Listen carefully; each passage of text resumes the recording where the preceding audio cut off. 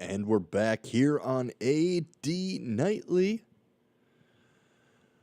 the daily show where I, Ben, give you my curt opinions on massive issues going on. And every day they happen. And, things, stuff, other things. Yeah, and it's just, another day. It's Tuesday, May the 6th. Had a nice shift at my job. And, just chilling now. Probably going to take a nap and get back on the grind. Got things to do. Check out the other podcasts that I do, if you know about that, on the River Media Network. Check out WRMN, Apolitical Talk Show. Sonar holding it down over there. Any of your production podcasting needs, feel free to reach out, and I will set you up the best possible way possible. You'll have to work a little hard as well, because that's life. That's how it works. You can't just pay someone to do everything for you. I mean, you could, but it's probably not going to turn out how you wanted. So, just a little wisdom off the dome, off the top of AD Nightly, which you are listening to and maybe watching. Like and subscribe. Like and subscribe. Please. Hit my Patreon. Hit my Substack. Got a new Substack on the fictional happiness economy, which I guess I'll talk a little about after this rundown here. But yeah, again, happy Tuesday, everybody. There's a bunch of cool news. Let's start with this story about steelmakers. abcnews.go.com. Steelmakers in Cleveland Cliffs to idle 3 steel plants in Pennsylvania and Illinois. Oh, the company's called Cleveland Cliffs. So in Harrisonburg, PA, Pennsylvania, steelmaker Cleveland Cliffs will indefinitely idle 3 steel plants this summer, saying Friday that it is being buffeted by sluggish demand and pricing for some products, including high-carbon steel sheets. The company said the idling of 2 Pennsylvania plants, one in Steelton and one in Conshohocken, and one in Riverdale, Illinois, is due to, quote, insufficient demand and pricing, and nothing to do with President Trump's tariffs. Those temporary indefinite idles are a necessary response to insufficient demand and pricing for the products the affected facilities produce, including rail, specialty plate, and high-carbon sheet, all of which fall outside Cliff's core business focus, the company said.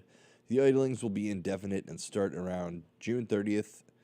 At the end of a 60-day notice period required by federal law, about 950 workers will be out of work during the shutdowns, Cleveland Cliffs said. It said its flat-rolled steel production levels will not be affected. Cleveland Cliffs in recent weeks had announced that it will idle or partially idle 2 iron ore mines in Minnesota, affecting 630 workers. It also said in March that it will idle a steel plant in Dearborn, Michigan, affecting 600 workers, citing, quote, weak automotive production and in the United States. Quote, we believe that once President Trump's policies take full effect and automotive production is reshored, we should be able to resume steel production at Dearborn, it said. Cleveland Cliffs did say, however, that it plans to resume operation in its blast furnace in Cleveland, which was idled last year. Okay, so that's abcnews.go.com, and now my opinion on that story. I think it's kind of like what I like to mix with my coffee, a little half and half, Apparently that makes me like an old man. That's fine.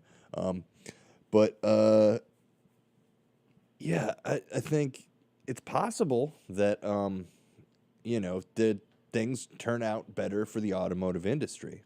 I've maintained, I think, you got me on Apolitical Talk Show talking about, I hope that the automotive industry in America gets better, but, at what cost? This is not a good start where people are losing their steel jobs, steel milling and production jobs. It's just not good. It's not cool. It's like over 1,000 workers over 3 plants. Why? The reasons really don't add up, and it's just it's not cool. What's happening? Simply enough. So hopefully that gets better. But again, not good now.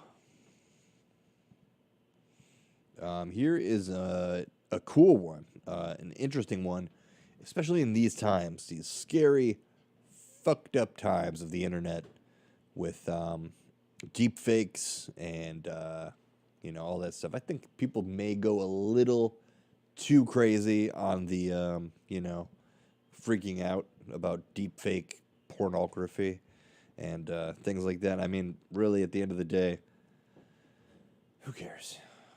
I mean,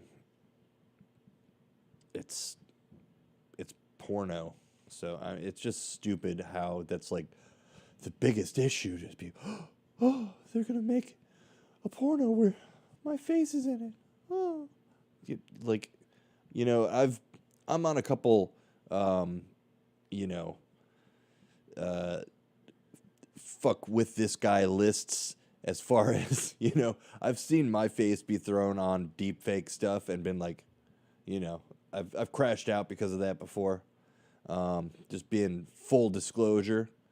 And, you just move past it after a certain time. Like, okay, this commercial, this brand wants to fuck with me for some reason. So they could go ahead and do that if they'd like. And that's it. You just get over it. I mean, it's not right, especially for people who can't handle that kind of thing. Like seeing your own face on AI on something else, it's creepy. It's uncanny valley, and it's just gonna get more and more of that. It's like I don't know what you could even compare it to advertising technique wise. Just targeted advertising has always been kind of creepy to me. So it's just that hyperly. But here is into this story, which this is definitely a good thing. AI-generated porn site Mr. Deepfakes shuts down after service provider pulls support. One of the largest websites dedicated to deepfake pornography announced that it has shut down after a critical service provider withdrew its support, effectively halting the site's operations. Mr. Deepfakes, created in 2018, has been described by researchers as the most prominent and mainstream marketplace for deepfake porn of celebrities, as well as individuals with no public presence. On Sunday, the website's landing page featured a shutdown notice saying it would not be relaunching. The site allowed users to upload, view deepfake porn videos created by using artificial intelligence. Forums. The site allowed users to buy and sell custom non-consensual deepfake content, as well as discuss practices for making deepfakes. The owner of the site remains unknown. The shutdown comes just days after Congress passed the Take It Down Act, which makes it a federal crime to post non-consensual sexual imagery, including explicit deepfakes. The legislation, backed by First Lady Melania Trump, required social media platforms and other websites to remove images and videos within 48 hours after a victim's request. While it's not clear if the website's termination was released to take it down to the Take It Down Act, it's the latest step in a crackdown of non-consensual sexual imagery. Henry Adger, an expert on AI and deepfakes, told CBS News that, quote, "This is a moment to celebrate," describing the website as a central node of deepfake abuse. Adger said the issue of non-consensual deepfake imagery will not go away, but disbanding the largest archive of deepfake porn is a, quote, "step in the right direction." He said it makes the content less accessible, scatters the community of users, likely pushing them towards less mainstream platforms, such as Telegram. Okay. So, yeah. Good. They got rid of the deepfake porn, which it is really, really disgusting. It's kind of like, you know what? Oh, that's what. I might. I want to do my next Substack about jacking off, but maybe I'll just talk a little bit about it today, because everybody masturbates, you know. But yeah, it's it's something I got to think about before. I got to think about it. But yeah, people shouldn't be masturbating to deep fakes, and there's a whole industry, and from this perspective, how about just artistic integrity? I grew up with Ron Jeremy. Not like, you know, grew up with Ron Jeremy, but like Ron Jeremy was like the porn star. Peter North, those people. I'm only mentioning the dudes. Whoever else. Jenna Jameson, right? Um, and it was so different, but really the same as far as creepy and, just dirty. I think it was a little dirtier back in the day, porno, but still just all the crazy weird stuff that you see. And it especially like airbrushing celebrities, like that's always been a thing. So it's like they say in the article, it's not going to go away because it's kind of just like human nature to make fake material to masturbate to. But as long as you're one protecting victims of all ages, obviously you don't want like kids and the CP. Ugh. And yeah, it's a big part of it. So the good thing that really is about the technology with porn and the internet and everything, it's so much easier to catch these pederasts and pedophiles these days. So yeah, those are my 2 cents about deepfake and the deepfake porn. So on to the next story here. Let's see. A messaging app used by Trump officials suspends operations after a reported hack. The messaging app seen being used by President Donald Trump's former national security advisor, Mike Waltz, is temporarily suspending services following a reported hack. Out of an abundance of caution, the telemessage service have been temporarily suspended. A spokesperson for Telemessage's parent company, Smarsh, said. A recent photo of Wallace indicated that he was communicating on Telemessage with Vice President J.D. Vance, Secretary of State Marco Rubio, Director of National Intelligence Tulsi Gabbard, and a special envoy, Steve Witkoff. An encrypted messaging app that President Donald Trump, then National Security Advisor, Mike Waltz, was using last week, temporarily suspended his service after it was reportedly hacked. Okay.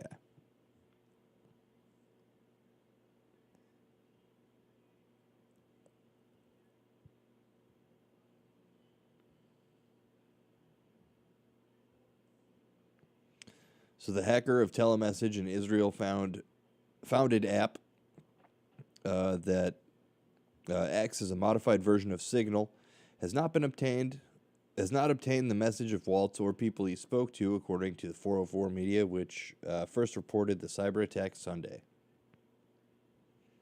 But the reported breach nevertheless raises questions about whether the app lets clients, quote, archive messages for compliance purposes, which top government officials appear to be using is secure.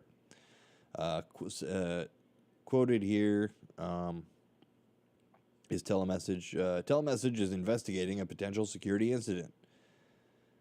Upon detection, we acted quickly to contain it and engaged an external cybersecurity firm to support our investigation. Out of abundance of caution, all telemessage services have been temporarily suspended. The spokesperson said all other Smarsh products and services remain fully operational. Data stolen by the hacker includes the contents of messages sent using Telemessage's version of Signal, WhatsApp, Telegram, and WeChat, 404 Media reported. So how about that? Just ruin it for everybody, Mike Waltz. Because you're in the government, so you just have to be like everybody else and use the same apps and stuff. What the hell? Like, why can't they just be, like, careful? And I don't know. Like, you would think there's just this like, aura of, like, it doesn't matter. You know, I'm untouchable kind of thing where, man, you really need to bring back, like, the disappearing ink and, like, burn after reading style messaging. Stuff like that. Like, why can't we just be cool like we used to be? And, you know, talk. I don't know. But either way, that's that story. So that messaging app is also messed up. What is it called? Telemessage. Out of an abundance of caution, which could have been prevented by a small amount of caution.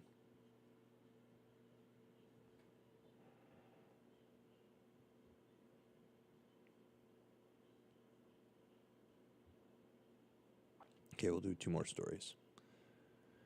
Advocate.com is saying that the Maine governor, Janet Mills, beats Donald Trump and gets school meal funds restored while defending trans kids.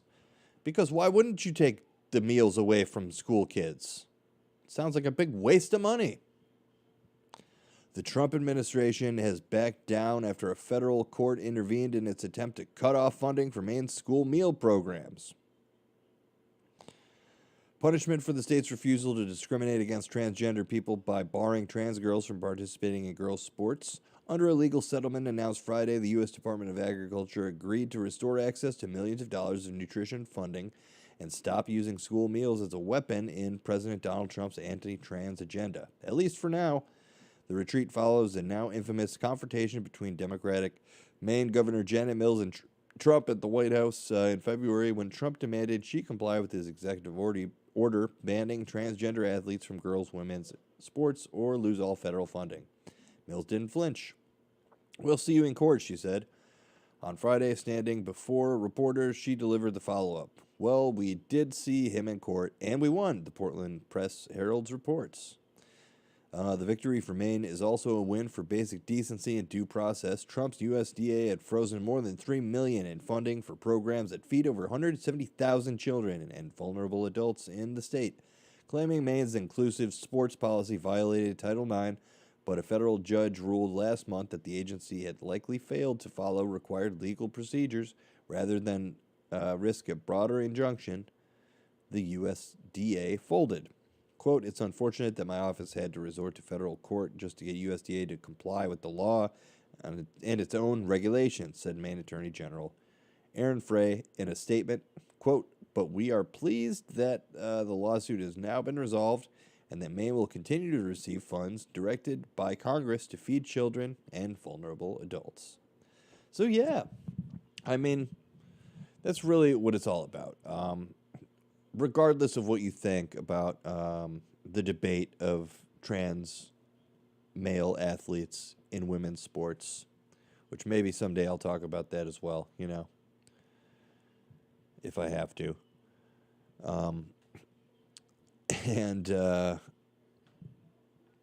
Regardless what you think of that, why do something like put the gun of school lunch and free lunch, you know, food programs to the public's head to say that you have to do this and you have to do. It's just manipulation. It's bad.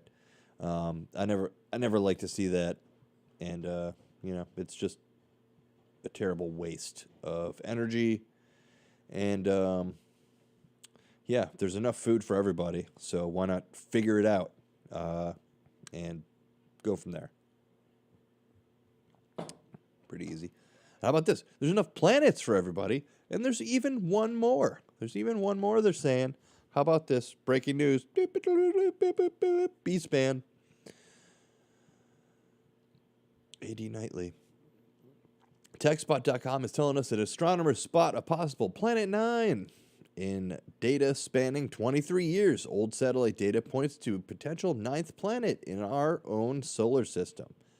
This wrinkled my brain furtherly. It smoothed it out from expansion and wrinkled it again, leaving more wrinkles and neurons connected than ever before.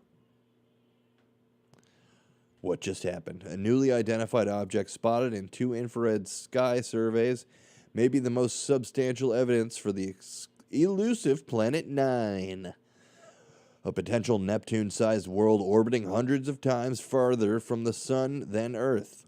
Its unusual orbit and surprising mass raise questions about its origin, but astronomers will need follow-up observations with powerful telescopes to track its motion and confirm its identity. Astronomers have long speculated about an unseen planet lurking in the solar system along the outer edge. This hypothetical world, dubbed Planet 9, could explain the unusual clustering of distant objects in the Kuiper Belt, a region beyond Neptune filled with icy bodies like Pluto. A new study led by astronomer Terry Long, fan of National Tsinghua University in Taiwan, may have uncovered the most compelling candidate yet, based on infrared data collected more than 2 decades apart. Michael Brown and Konstantin Betyagin of Caltech first proposed Planet 9 in 2016 to explain the peculiar orbit of several Kuiper Belt objects, including Sedna. Unlike the earlier concepts of Planet X, linked to theories about periodic mass extinctions, Planet 9 is a massive body that likely follows a highly elongated orbit far beyond Neptune. Estimates place it hundreds of astronomical units from the Sun, with a mass exceeding Earth's. Its extreme distance makes direct detection an incredible challenge. So, Fan's team took a novel approach by mining archival data from 2 far-infrared all-sky surveys conducted 23 years apart. NASA's Infrared Astronomical Satellites, or IRAS, which launched in 1983. The Japan AKARI satellite, active from 2006 to 2011. They looked for objects that appeared in the 1983 IRAS data, but had shifted positions in Akari's later observations. At Planet 9's expected distance, such movement would be slow, about 3 arc minutes per year, and further complicated by parallax effects from Earth's orbit around the Sun. To account for parallax, Fan's team analyzed AKARI data taken from the same calendar date each year, ensuring that any detected object would appear in the same position annually if it were distant enough. Though also ruled out fast-moving nearby objects by checking for motion hourly, this careful process led them to a single promising candidate, a faint dot that appeared in one position in IRA's 1983 images, but had shifted approximately 47.4 arc minutes in Akari's 2006 data, consistent with the expected orbital motion of Planet 9 over 23 years.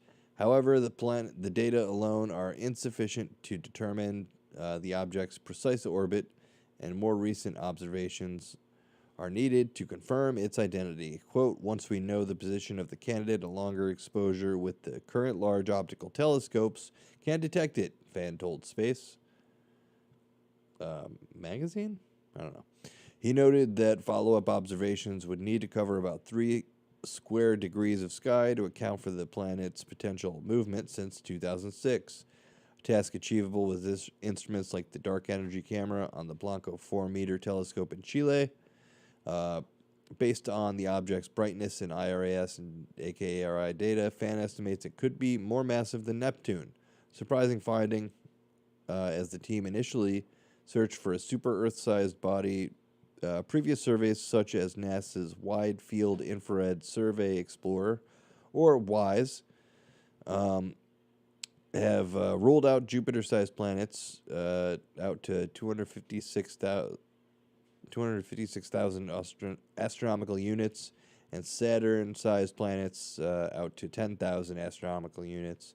But a Neptune-sized planet could still have eluded detection. Fan argues that WISE data failed to identify a convincing counterpart because the candidate has moved since 2006. And without a well-defined orbit, its current positions remain uncertain. It's confirmed the candidate's orbit would be highly unusual, swinging from 280 astronomical units to 1,120 astronomical units from the Sun, vastly farther than Neptune's 30 AU orbit. Such a distant path raises significant questions about its origin. Yeah, this is a very long article, so I read a lot of it. Techspot.com. Check it out. New planet, maybe. Planet 9. Let's get a new name. Pluto. Real Pluto, maybe? I don't know. Whatever. That's the stream. Thanks, everybody. AD Nightly.